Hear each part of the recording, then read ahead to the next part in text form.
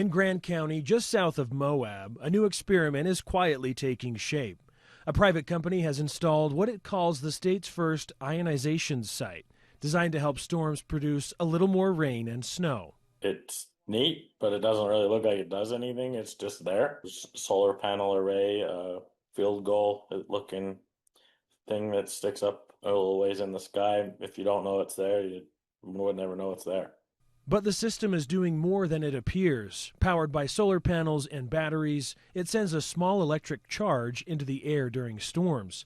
The goal is to ionize tiny particles already floating in the atmosphere. The electrons basically escape from it and ionize the air or the dust particles as they go past. So those little aerosols get an additional charge, a bit of a spin put on them, and then they keep getting carried up by the wind.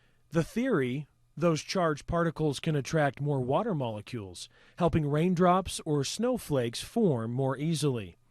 And unlike traditional cloud seeding, the company says this method doesn't add any chemicals to the atmosphere. One of the questions that commonly comes up is about the addition of chemicals to the atmosphere. And I think that's the one thing that stands apart with our technology, is because we're using naturally occurring aerosols and we're enhancing a natural effect, we're not putting any additives into the environment. Utah already spends millions each year on traditional cloud seeding programs, but for this new electric approach, the state hasn't committed any funding yet. The Utah Division of Water Resources says it granted the project a permit, but wants to see a full season of data before any public funds are considered.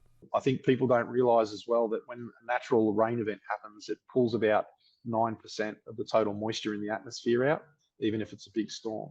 If we can provide 20% enhancement, then the most we're pulling out of the clouds is 11%. Local water managers say even a small boost could help. It could be really big. As dry as we are, they've made claims, I believe, of 20%. We could get 10%.